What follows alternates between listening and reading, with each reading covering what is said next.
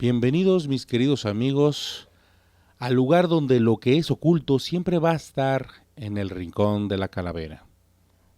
Un podcast donde los especialistas Axel Andrade y el de la voz te llevarán a este viaje del conocimiento esotérico, ocultismo, brujerías, prácticas mágicas, espiritualidad, alquimia, tarot, leyendas y lo paranormal y mucho más. Teniendo diversos invitados en cada podcast y esta ocasión no será la excepción. Bienvenido, Axel Andrade, ¿cómo estás? Hola, muchas gracias aquí de nueva cuenta para arrancar con este podcast. Muchas gracias por la invitación de nuevo al programa. Esperemos que me sigas invitando y aquí al pie del cañón para lo que se requiera. Muy bien, hoy en esta ocasión tenemos a un invitado que estaremos haciendo un enlace telefónico para abonar a este tema. Pero el tema que hoy vamos a abordar son los tres grandes personajes espirituales de nuestro país, en México. Y por qué no también hablar de Latinoamérica, donde han tenido trascendencia.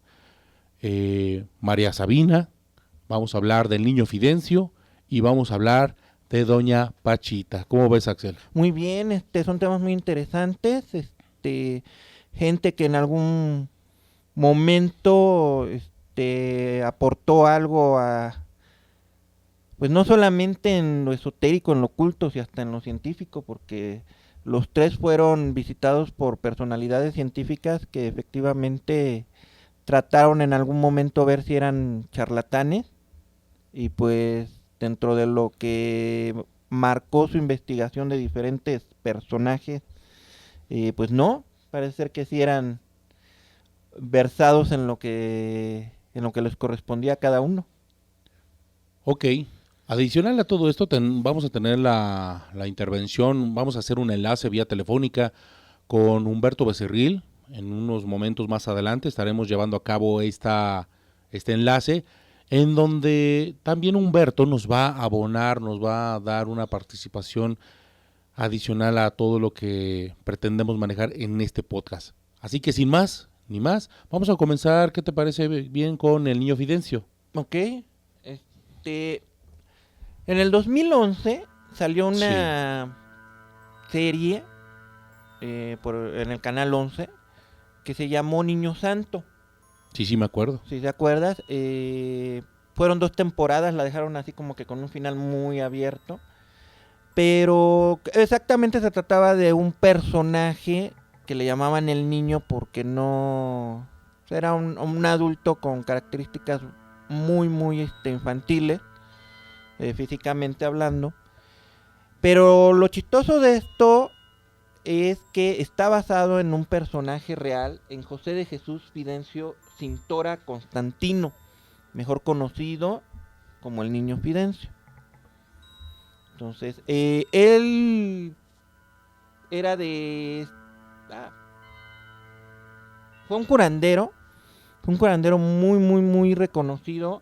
Pues ahora sí que pre-revolución y durante la revolución y post-revolución, en donde empezó a traer mucha gente por el tipo de curaciones que él hacía.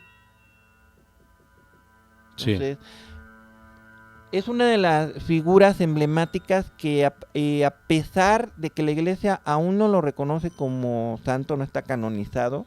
De hecho, la iglesia no lo reconoce como un santo, pese a que tiene muchos seguidores en el norte del país y en el sur de Estados Unidos. Sí, fue visitado por personalidades de la época. Incluso está ahí la anécdota de que el presidente Calles, justamente para cortar las distancias, fue que construyó el ferrocarril para allá, para Pénjamo. ¿Es considerado una leyenda o eso es hay como documentación? Hay documentación que hasta el sol de hoy hay científicos que van a donde él hacía sus curaciones. Hay una iglesia, tiene ahorita pues ahora sí que seguidores, se les denomina cajita. Sí. Que son pues gente que ahora se dedica a curar en nombre de él, hace sus curaciones en nombre de él. Pero hay toda una fidencistas investigación. también los llaman, ¿no? Los fidencistas. Más bien esos son la gente que son seguidores ahora sí que del culto al niño Fidencio, pero quienes curan se les denomina cajita. Ok. Entonces, hay investigaciones que hasta el sol de hoy, investigadores que todavía van a investigar qué tan cierto, qué es tan falso fue todo lo que él hizo en su momento. Y pues, curaciones que eran así como que imposibles. Hay muchas leyendas alrededor de él, efectivamente, pero hay igual mucha información. Ahora con la tecnología, como siempre digo, se pueden ver algunos documentales, algunos más serios que otros. Y lógicamente yo empecé mencionando la serie porque de algún modo fue lo que volvió a posicionar al niño Fidencio hacia las masas últimamente. Ok. De hecho, existen, hablando de esos mismos reportajes, tradición y sincretismo en las curaciones del niño Fidencio y los fidencistas. No solamente tuvo trascendencia en nuestro país, sino también al sur del continente americano. Varios migrantes que iban a Estados Unidos, principalmente a Texas, Indiana, Ohio, Washington, llevaban esta misma devoción, inclusive trascendió a Puerto Rico, Colombia, solo por mencionar algunos países en donde sí tiene un reconocimiento. Pero sí es importante, hubo un choque cultural entre lo que fue la ciencia y el misticismo que rodeaba al niño Fidencio, y no exclusivamente al niño Fidencio, Axel, o sea, siempre hubo esa discusión y quizá menospreciar o menoscabar el esfuerzo y toda la labor que hizo el niño Fidencio. Bueno, hay que tomar en cuenta el contexto histórico en el que él vivió. Estamos hablando de, pues ahora sí que revolución, pues revolución, y por ende guerra cristera, ¿no? Entonces, todo esto, como quiera o no, pues empezó a afectar en cierto modo la imagen que él podía hacer en cuanto a que él estaba reconocido como una entidad religiosa. Aquí hay un dato interesante en relación a todo esto. Cuando falleció el niño Fidencio, sus asistentes y seguidores esperaban su resurrección debido a la gran similitud que encontraban con Jesús, por su vestimenta y su forma de curar entre las multitudes. Además de que Fidencio les comentaba que después de su muerte volvería a estar con ellos. Al estar enterrado antes de resucitar, durante el velorio, una de sus seguidoras entró en un trance y canalizó al espíritu de Fidencio, quien le informaría que la manera en que mantendría contacto con ellos sería en forma espiritual. En este momento y el motivo que dan lugar al inicio del culto al niño Fidencio, comenzó ese proceso de veneración como un santo popular. Inclusive existe un libro que el autor Gil Olmos, el mismo autor que sacó el libro de los brujos del poder, también emitió un libro que se llama Santos Populares, donde habla de este niño Fidencio, y evidentemente se le considera el precursor a Fidencio como, a sus seguidores, a la iglesia fidencista cristiana. A partir de este hecho, en el cual se expresa la religiosidad popular, pero también es importante mencionar qué de diferente había entre lo religioso contra las prácticas de curaciones que hacía Fidencio. O sea, lo que comenzó siendo un proceso de curación de ser humano a ser humano, quizá con ciertas habilidades, quizá podemos empezar a cuestionarnos como un personaje que hizo el salto cuántico. ¿Qué tan de cierto era que podía llegar a curar y que de esto se convirtió, a lo que es una religión? Hay muchos pruebas que sí dicen que él curaba gente que iba, ahora sí que con un pie a la tumba, que él literalmente como Lázaro los levantó de su tumba. Pero exactamente creo que esa es la parte por la cual no puede o no lo han querido canonizar, ya que para ser canonizado tiene que cumplir ciertas reglas propiamente, creo que son 3, y él no cumple una, que pone en duda de dónde radicaba su poder, ¿sí? Sí. Ahorita también mencionabas algo muy importante, es que después de que fallece el niño Fidencio, y lo cual realmente empieza a llamar mucho la atención de la gente, del clero, de otros tipos de investigadores, es que empiezan a ver gente que trata de imitarlo.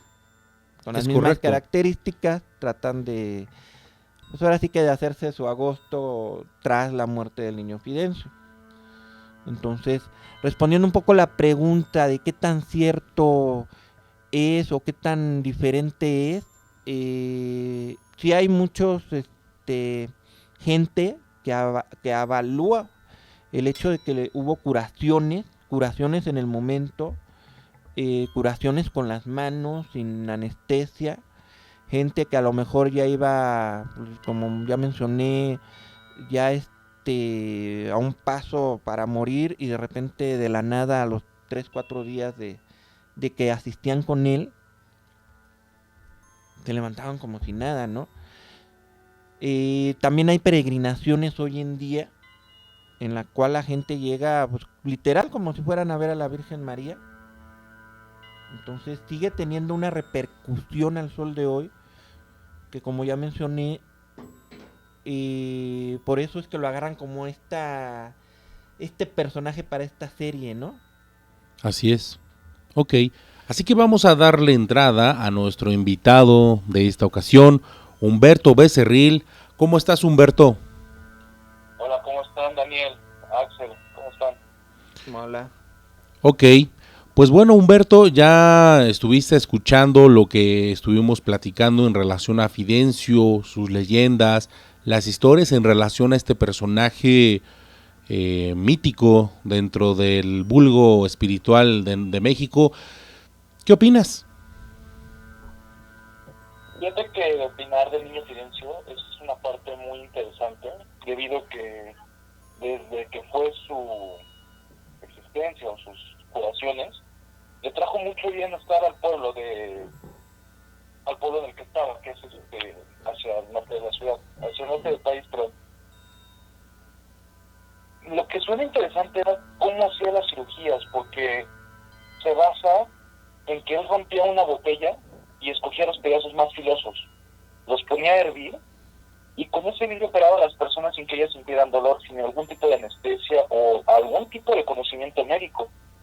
Después él, para curarlos, los tomaba con un puño de tierra y los ponía sobre la herida, y eso era todo, o sea, curaba a la gente con ese mediado. Otros métodos que utilizaba también era lo que era, se subía a un columpio y se comenzaba a mecerlos, los sentaba con él y se balanceaba. A cierto punto que los aventaba y las personas caían paradas, o sea, era impresionante ver cómo llegaba a la gente paralítica o que no podía caminar y de solamente columpiarse en un columpio caían de pie y andaban como si nada, o sea, o se desaparecían esos dolores. Otra que también se ve en varios documentales y en varios libros, hablan sobre un pirul que está en la plaza principal de Espinazo, y en el cual él se subía y le lanzaba frutas a las personas reunidas a su alrededor. Aquellos que recibieran un frutazo a su llegada, aquellos que recibieran el frutazo quedaban curados, se les quitaban esos padecimientos con los que ellos llegaban. Hoy en día los peregrinos, y por parte de que he visto y he estudiado sobre el tema, dice que los peregrinos acostumbran a dar 3 vueltas al pirulito antes de seguir su camino hacia la iglesia del pueblo. Lo comentaba Axel y comentaban ustedes sobre la guerra cristera en ese entonces. Así es. Pues uno de los visitadores más importantes o de mayor renombre que pude encontrar fue lo de Plutarco Elías Calles. Así es. Sí sería interesante si tienes algún dato que nos puedas aportar sobre el presidente Calles y su interacción que tuvo a su vez con el niño Fidencio. Sí, mira, de esto en 1928 fue cuando hizo su visita. Calles era particular, en todo lo que he encontrado y investigado, Calles siempre traía un médico particular que lo acompañaba en todas sus giras. Pero él visitó porque quería un remedio para una enfermedad que él padecía de la piel. No se dice bien cuál, pero se supone que era lepra. Entonces Sí. el niño Fidencio lo condujo al cuarto de curaciones, al cuartito donde él se reunía, y lo empezó a bañar de miel, untarle miel en la piel.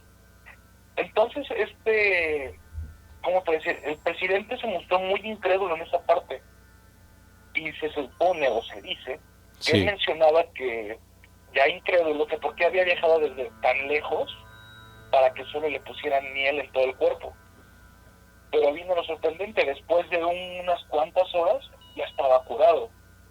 Desde entonces, el presidente, como agradecimiento al niño Fidencio, hizo declaraciones en la prensa en ese entonces para que se dedicaran a hablar de las curaciones milagrosas que se daban ahí mismo en Espinazo. Entonces hay que entender esa parte, ¿no? Como la guerra cristera, la libertad de la ley Calles, y se sobrepuso Fidencio para curar al mismo presidente que peleaba por esas cosas, ¿no? Esos cultos. Correcto. Y es interesante retomar, Axel, Humberto, esta anécdota de la intervención del presidente Calles con el niño Fidencio a raíz de esa grata experiencia, ¿no? Y que a final de cuentas, a pesar de que es un santo popular, ya lo había comentado Axel, no tiene el niño Fidencio, no tiene un reconocimiento por la iglesia. En este tema, ¿tú qué tienes al respecto de información, Humberto, que nos puedas aportar el por qué la iglesia o qué estándares, ya lo había comentado Axel, qué estándares no cubrió Fidencio para ser considerado un santo? Mira, para tomar esa parte, para llegar a ser un candidato para la santificación, existen 5 etapas. 5 etapas, ok. La primera era la postulación, que es donde se da a conocer a la persona que va a ser elevada a santa. Y ahí es donde se empiezan a recabar diferentes datos biográficos, testimonios de las personas, material que se puede haber grabado en ese entonces. Después de eso, a la persona se le declara como sierva de Dios. Ok. Una vez pasada esa etapa en la que sigue investigando y se sigue corroborando la información, pasa a ser declarado venerable. Una vez que pasa todo esto, llega la cuarta etapa, que es en la que posiblemente Fidencio haya fracasado o no haya podido superar la prueba con toda la información que se recabó, porque en la beatificación la persona es declarada beata si se prueba la existencia de un milagro debido a su intervención. Pero hay que entender entonces qué fue lo que falló, ¿no?, en esa parte. Y ya lo último es la canonización. La canonización, ok. Muy bien, entonces a partir del penúltimo paso fue la beatificación, por lo cual no se pudo comprobar un milagro, ¿ok? Claro. Correcto, ok. ¿Algo más que quieras abonar, Humberto? Pues se me ha hecho muy interesante este tema, porque si bien yo tuve el acercamiento a lo que es la historia del niño Fidencio, con esa intriga que te dejaba la serie de Niño Santo, recabando muchas cosas, es como los medios se han hecho presentes en toda esta corriente que es el fidencismo, porque han hecho entrevistas medios conocidos como Azteca, Univisión, Cadena 3, que es Multimedios, y hasta más recientes, ¿no?, como las revistas digitales que sería Vice, Chilango, Zócalo MX, Más de México, entre muchos otros. O sea, esta vida tenemos que tener en cuenta que el pueblo de Espinazo es un pueblo, no es muy rico, pero se mantiene gracias al fidencismo, a esa fe y a ese culto que le tiene la gente a Niño Fidencio y a sus cajitas. Ok. Porque son los que por medio de ellos se representa al Niño Fidencio. Ok, Humberto, no cuelgues, vamos a mantenerte en línea porque vamos a abordar todavía a otros 2 videntes con Axel. Exactamente, ya nada más para yo cerrar el tema del niño Fidencio, ahí si tienen oportunidad, escuchen el corrido del Niño Fidencio del autor Víctor Sierra, con los reales del Cuco Martínez, lo pueden buscar por internet para que escuchen o así que otros parámetros de cómo es el mito, la leyenda del Niño Fidencio. Y cómo persiste a través de una canción, ¿no? Uh-huh. Bien, Okay. Ahora seguimos con María Sabina, de Huautla de Jiménez para todo el mundo, Axel.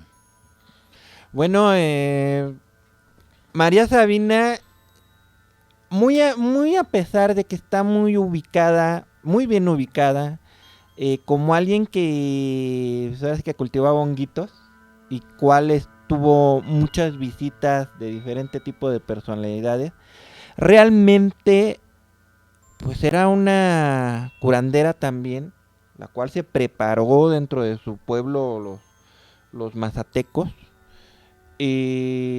no solamente para cultivar honguitos, sino para hacer esa curación y esa evolución que puede tener uno dentro de la introspección para un crecimiento interno, ¿no?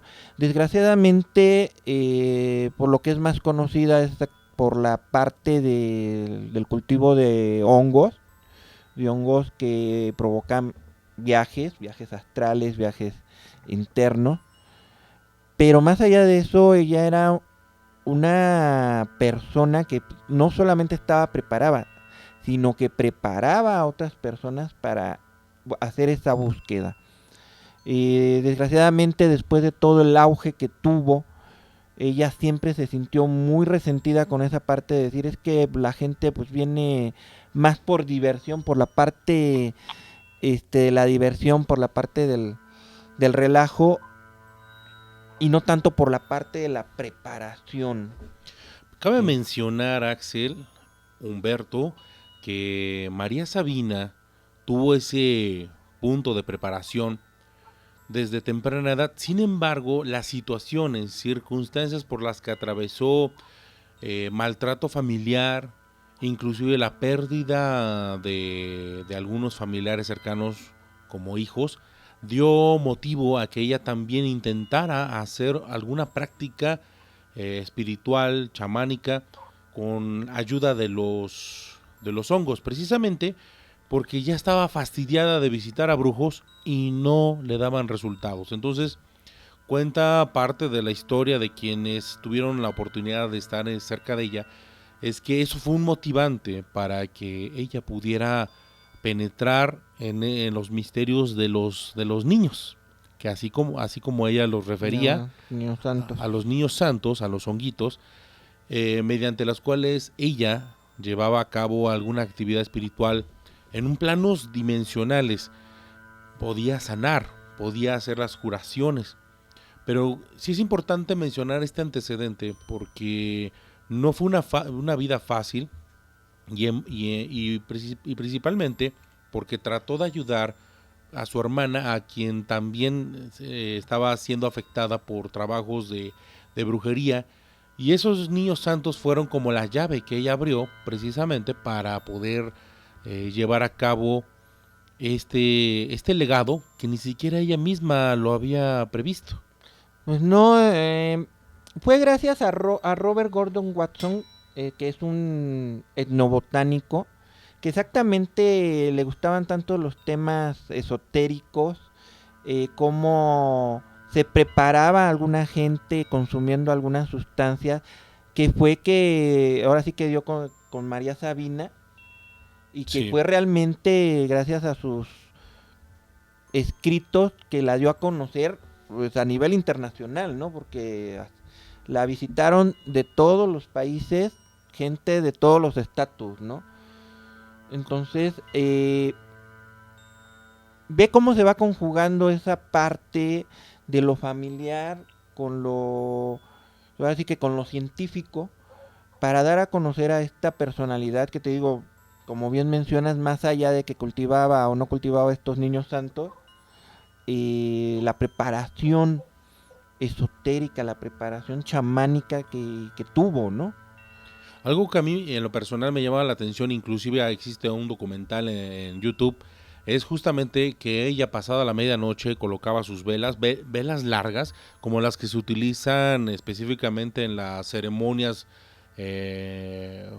funerarias, y ella rodeaba el espacio justamente con todos estos velones y entraba en ese proceso de trance, bailaba, les cantaba, hacía la oración, hacía una combinación un poco de la invocación a los generales, como ella lo refería, a sus generales, quienes la cuidaban, la protegían y la ayudaban a darle cauce a sus curaciones, y terminaba en una fase en la cual ella pues ya platicaba, pasaba los efectos, pero duraba toda la madrugada esa actividad nocturna.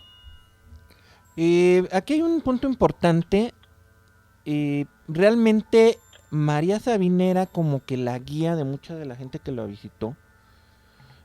Porque esa es la otra contraparte, ¿no? O sea, no solamente era voy y me como el honguito, sino toda Así esta es. preparación, todo este ritual, que como todo ritual tiene una entrada, un contenido y un final, que era realmente por esa parte por la que la buscaban, ¿no? Porque pues, a lo mejor uno se podía consumir el honguito, pero tenía un mal viaje o de plano decía, no, pues no pasa nada, ¿no?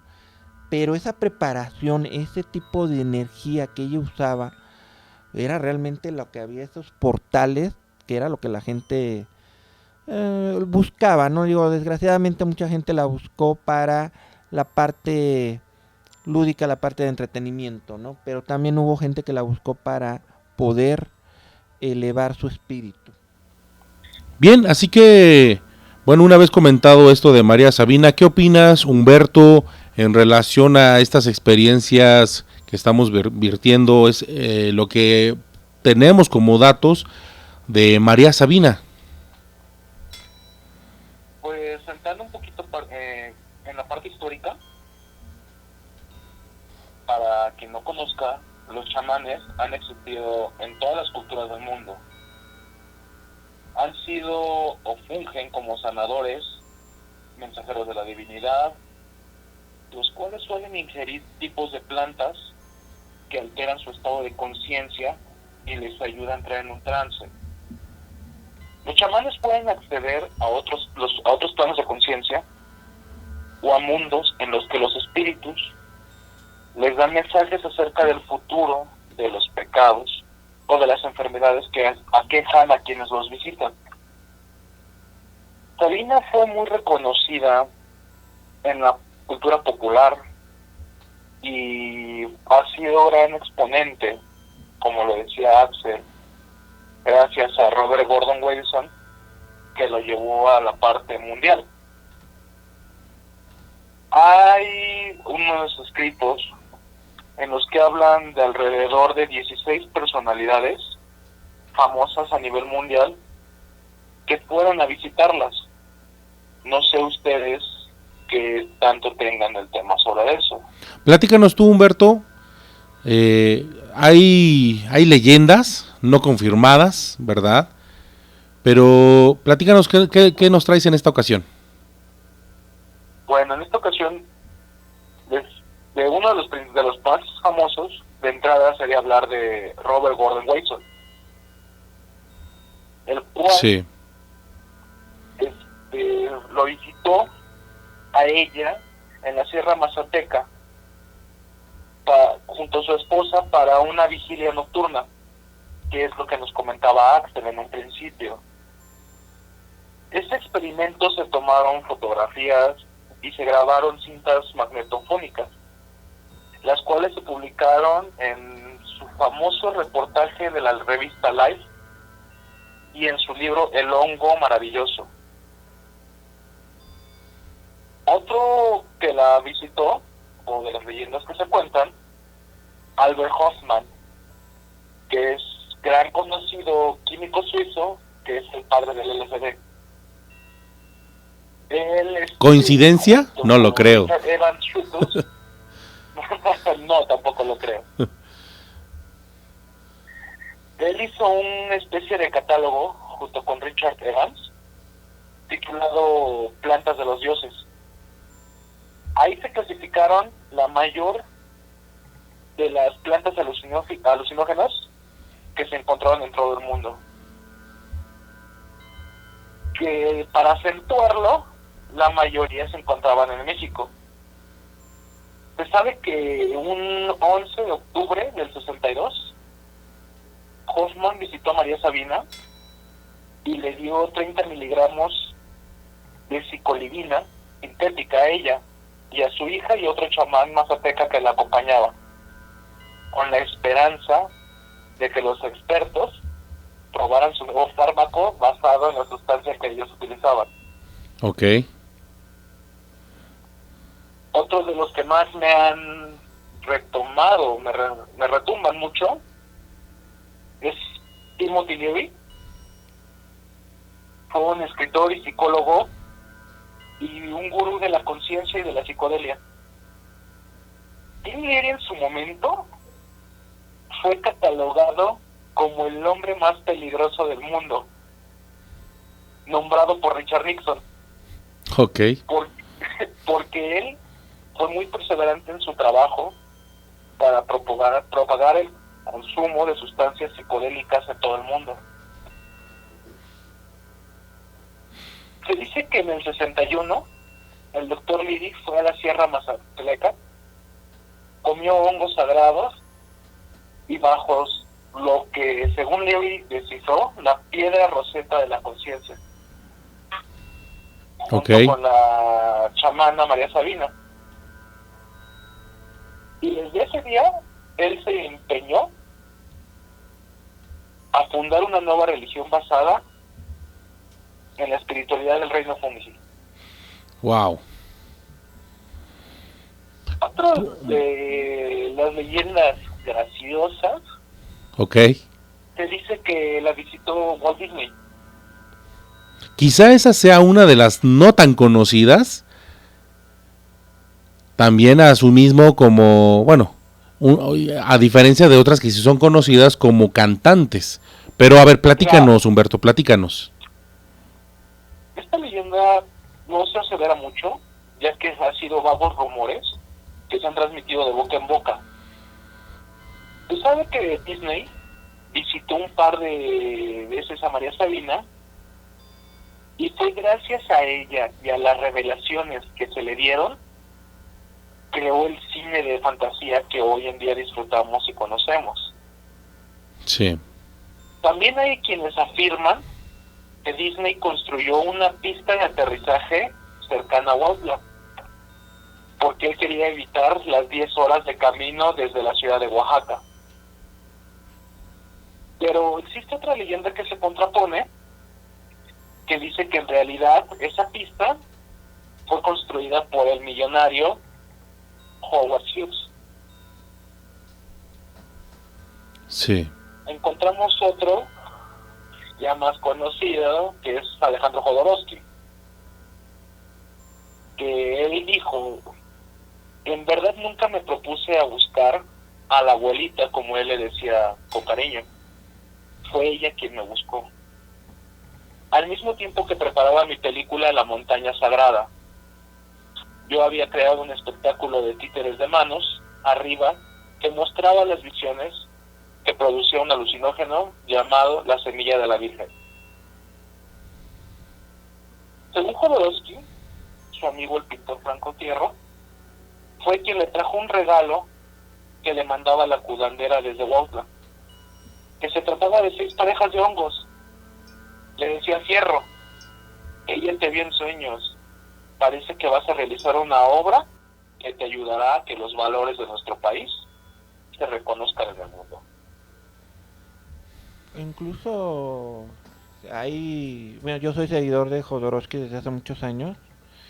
En esa etapa en la que él empezó mucho a ser guionista de cómics, sí, así como lo escuchan, Jodorowsky ha hecho cómics. Sí se ve mucho la influencia de los alucinógenos, ¿eh? O sea, no de cómo se consume, sino como un medio para alcanzar la trascendencia. Cómics como Aníbal 5 o El Incal y sí hablan mucho de cómo a través de otros, de medios químicos naturales, alcanzar ese tipo de trascendencia más allá de la meditación. Eso también ahorita me está poniendo en contacto con, digo, yo sé que uno de los que los visitó a María Sabina fue Aldous Huxley, y que también, para quien conoce la obra de Aldous Huxley, más allá de Un Mundo Feliz, se ve también como que esa influencia de la experimentación con alucinógenos naturales, ¿no? Con los niños santos. Y estos comentarios y estas aportaciones nos llevan también a preguntarnos si nuestro siguiente análisis al siguiente brujo, curandera mexicana, también utilizaba lo mismo, Doña Pachita. Entonces, hasta aquí vemos que todavía nos podríamos llegar a extender con María Sabina. Sin embargo, también no hay que dejar de lado que Doña Pachita era una curandera mexicana instaurada en la Ciudad de México. Doña Pachita también tenía sus prácticas en las cuales, pues bueno, también personajes famosos la conocían y se acercaban hacia ella precisamente para aprender sus secretos, aprender sus prácticas. ¿Tú qué opinas, Axel? Bueno, Pachita, Doña Pachita, esta Bárbara Guerrero, es muy irónico porque uno de sus alumnos, por decirlo de algún modo, efectivamente fue de nueva cuenta Alejandro Jodorowsky.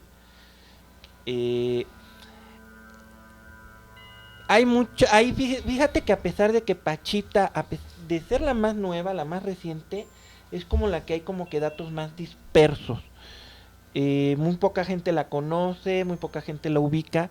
Sin embargo, fue una personalidad en su momento. Estamos hablando allá mediados de los 70, principios de los 80, por sus curaciones. Ella literalmente con un cuchillo de mesa abría a sus pacientes, le sacaba el mal o se lo succionaba, los mandaba en reposo 3-4 días a sus casas y después de eso, como si nada, estaban los pacientes. Hay mucha controversia alrededor de ella, sobre todo porque ella decía que curaba con el poder de una entidad, de un hermano, ahora sí que mayor, el antiguo emperador azteca Cuauhtémoc. Ok.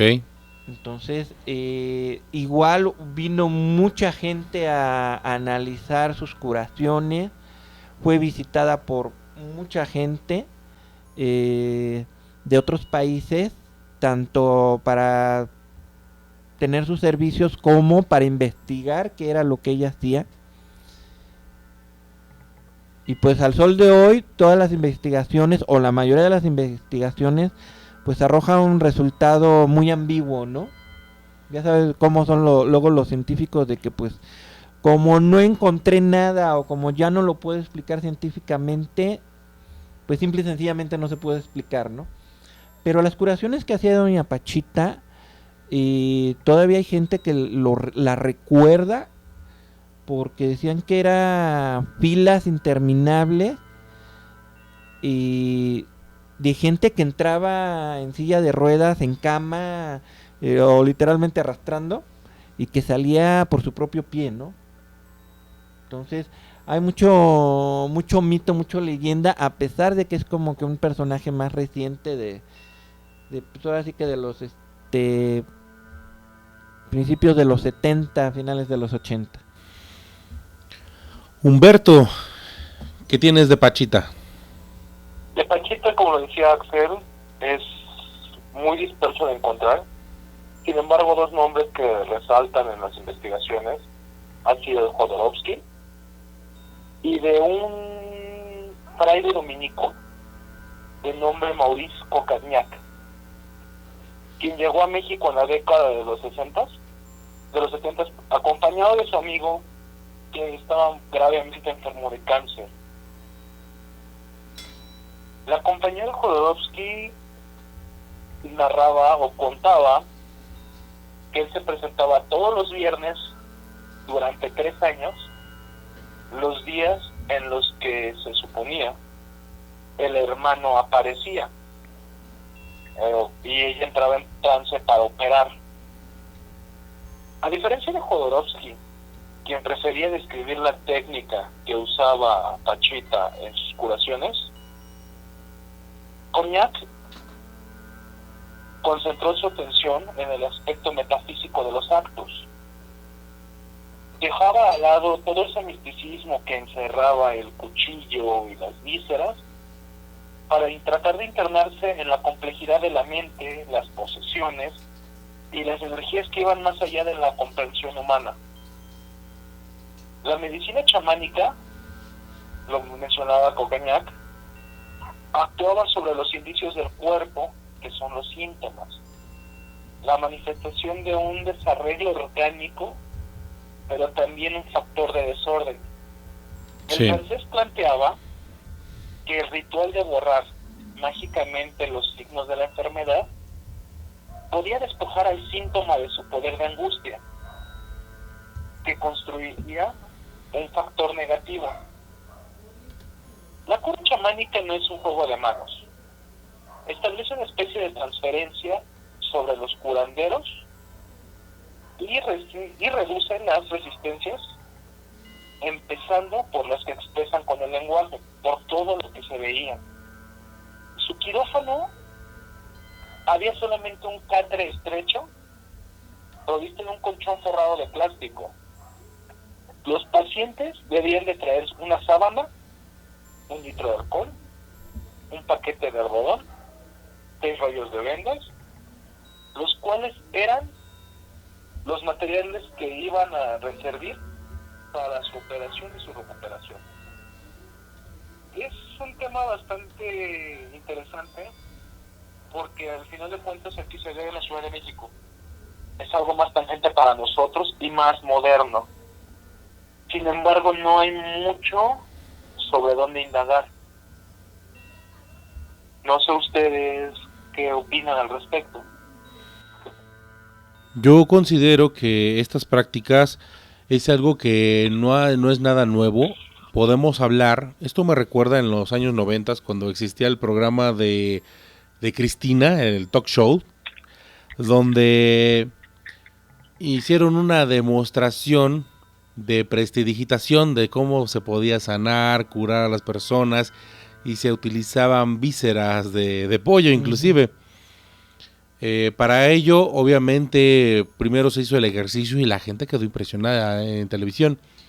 Posteriormente, esa misma persona dio un ejemplo de que esta información, pues es que es muy fácil engañar a la gente, ¿no? Esto estamos abordando desde otro punto de vista en el que en su momento, en los años 90, los parapsicólogos tenían la función de desmentir a aquellos que utilizaran este tipo de prácticas, pues para sacarle dinero a la gente, ¿no? Inclusive de ahí es como se mencionaba que se extraía el mal impuesto en las personas.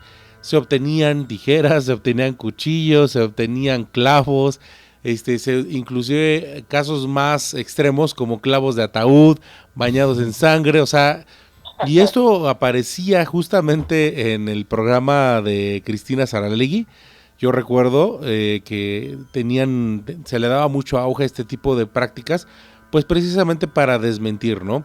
La pregunta y la interrogante que siempre nos lleva a tratar de buscar un poco más allá de lo que vemos es justamente si esto realmente era verdad o no era verdad, y si al día de hoy todavía existen estas prácticas que pues a final de cuentas dejan un halo de incertidumbre, pero por otra parte hay quienes tienen la fe de que a través de este tipo de prácticas, llegando con la persona indicada, puedan sanar su cuerpo. Es muy interesante lo que estás diciendo porque efectivamente yo quiero terminar ahora sí que este podcast con la mención de un personaje que no es propiamente un chamán o un curandero, aunque sí estudió, que es y que estudió estas 3 personajes de los que estamos hablando. Sí. Incluso tuvo a cercanía real con 2 de ellas, con María Sabina y con Doña Pachita, que es Jacobo Grinberg. Sí. Jacobo Grinberg fue un neurofísico y psicólogo mexicano. Él hizo mucha investigación de campo sobre este tipo de cuestiones.